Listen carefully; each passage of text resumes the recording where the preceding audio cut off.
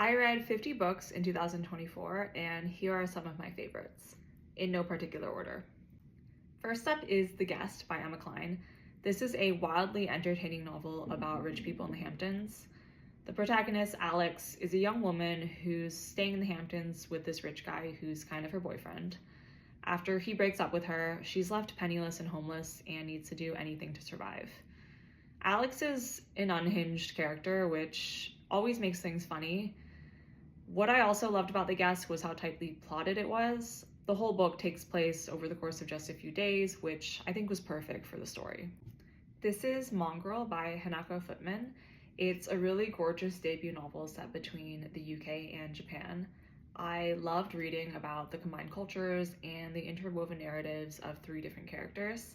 It's really a book about how your parents shape who you become, which is a really heavy and fascinating theme. 1004 by Ben Lerner. This book is more experimental. It's a metafiction novel, but also incorporates images and poetry. Set in 2012, it's about a novelist in New York who has just received a large book advance, but is now struggling to actually write the book. Ben Lerner is funny in a smug, intellectual way. My favorite part of this novel wasn't the plot or the characters, although those are both really compelling.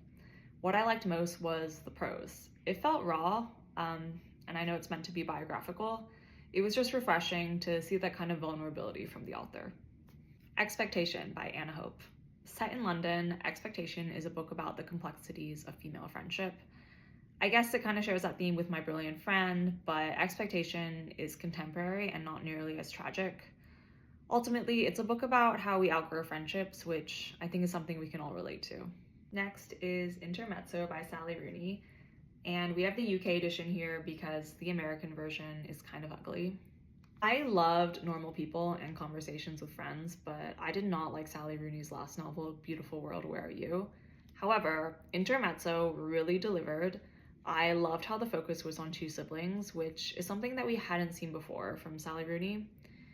I wasn't expecting this to be wildly different from her other books, and I'm glad it wasn't. Still, it was nice to see a new theme while also incorporating the things that people love about Rooney's work, which are clear prose and perspective on the understated complexities of relationships. And those were some of my favorites from 2024. This year, my goal is to read 60 books.